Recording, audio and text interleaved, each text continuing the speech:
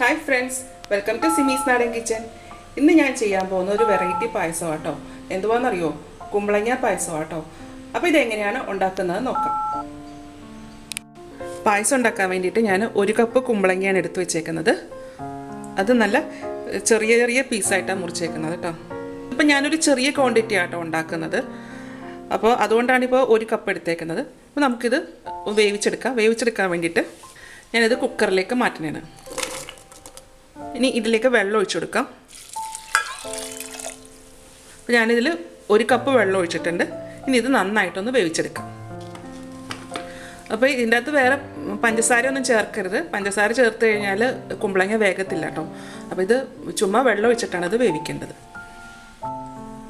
അപ്പോൾ കുമ്പളങ്ങ നന്നായിട്ട് വേവിച്ചെടുത്തിട്ടുണ്ട്. നല്ലതായിട്ട് നമുക്കിപ്പോൾ പ്രസ് ചെയ്ത് കഴിഞ്ഞാൽ നല്ല ഉടഞ്ഞ് കിട്ടണം. അതുപോലെ വേണം അത് വേവിച്ചെടുക്കാനായിട്ട്. കുമ്പളങ്ങ ഞാനൊരു ഉരുളിയിലേക്ക് മാറ്റിയിട്ടുണ്ട്. ഇനി അതുപോലെ ഈ കഷ്ണങ്ങളൊക്കെ ഒന്ന് ചെറുതായിട്ടൊന്ന് ഉടച്ചു കൊടുക്കുക. ഇതിപ്പോൾ ഞാൻ നന്നായിട്ട് ഉടച്ചെടുത്തിട്ടുണ്ട്. ഇനി ഇതിലേക്ക് നമുക്ക് പാൽ ഒഴിച്ചു കൊടുക്കാം.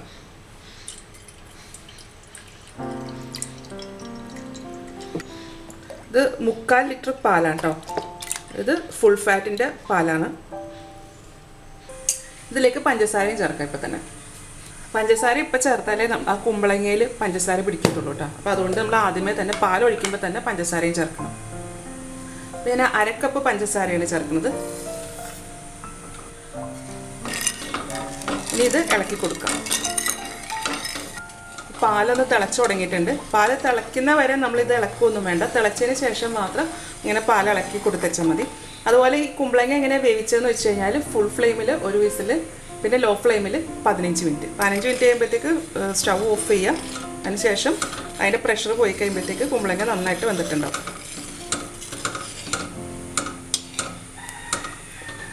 ഇത് പാല് നന്നായിട്ട് തിളച്ചിട്ടുണ്ട്. സ്റ്റൗവിൻ്റെ ഫ്ലെയിം കുറയ്ക്കാം. ഇനി ചെറിയ തീയിലിട്ട് വേണം അതൊന്ന് വറ്റിച്ചെടുക്കാനായിട്ട്. ഇതിപ്പോൾ ഞാൻ തിളക്കാൻ തുടങ്ങിയിട്ട് ഇപ്പോൾ 1 അരമണിക്കൂറായിട്ടുണ്ട് കേട്ടോ. അതുപോലെ ഇതിപ്പോൾ നല്ല പാലൊക്കെ തിക്കായി തുടങ്ങി. എന്നുവെച്ചാൽ പാലിപ്പോൾ വറ്റി പകുതിയായി. ഇനി നമുക്കിത് സ്റ്റൗ അങ്ങോട്ട് ഓഫ് ചെയ്യാം. അപ്പോൾ പഞ്ചസാര ഞാനിവിടെ 1/2 കപ്പ് എന്നാണ് പറഞ്ഞത്. അപ്പോൾ നിങ്ങൾക്ക് മധുരം അധികം വേണമെന്നുണ്ടെങ്കിൽ അതനുസരിച്ചിട്ട് അധികം ചേർക്കാം കേട്ടോ. ഇവിടെ ഞങ്ങൾക്ക് മധുരം കുറവാണ്. അതുകൊണ്ടാണ് ഞാൻ 1/2 കപ്പ് പഞ്ചസാര ചേർത്തേക്കുന്നത്. ഇതിലേക്ക് നമുക്ക് കുറച്ച് ഏലക്ക പൊടിച്ചിടാം. അപ്പോൾ ഞാനിതിലേക്ക് ഒരു 5 ഏലക്ക പൊടിച്ചെടുത്തിട്ടുണ്ട്. അതിതിലേക്ക് ചേർക്കാം. അപ്പോൾ ഏലക്ക ചേർക്കുമ്പോഴത്തേക്ക് സ്റ്റൗ ഓഫ് ചെയ്തിട്ട് വേണം ചേർക്കാനായിട്ട്.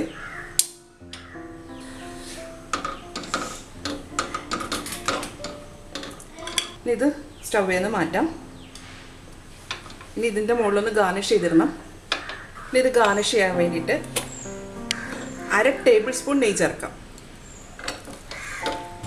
നെയ്യ് ചൂടായി കഴിയുമ്പോഴത്തേക്ക് കുറച്ച് കശുവണ്ടി അത് ഇതിലിട്ട് വറുത്തെടുക്കാം. കശുവണ്ടി ഒന്ന് ബ്രൗൺ കളർ ആവണം. അപ്പോൾ അത് ബ്രൗൺ കളർ ആയിട്ടുണ്ട്. ഇനി ഇതിലേക്ക് കുറച്ച് മുന്തിരി ചേർക്കാം.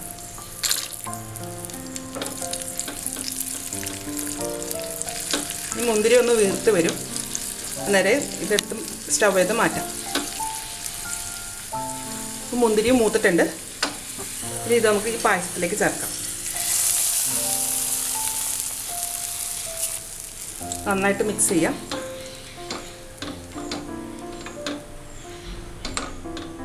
ഇത് നമുക്ക് സെർവിങ് ഗ്ലാസ്സിലേക്ക് മാറ്റാം. അപ്പോൾ നമ്മുടെ കുമ്പളങ്ങ പായസം റെഡി ആയിട്ടുണ്ട്. ഞാനപ്പോൾ അത് 2 ഗ്ലാസ്സിലേക്ക് മാറ്റിയിട്ടുണ്ട്. അപ്പോൾ ഞാനിതിപ്പോൾ ഉണ്ടാക്കിയിരിക്കുന്ന ഒരു ചെറിയ ക്വാണ്ടിറ്റി ആട്ടോ. അപ്പോൾ നമ്മൾ അധികം ക്വാണ്ടിറ്റി ഉണ്ടാക്കുമ്പോൾ അതനുസരിച്ചിട്ട് പാലും പഞ്ചസാരയൊക്കെ അധികം ചേർക്കുക, കുമ്പളങ്ങയും അധികം ചേർക്കുക.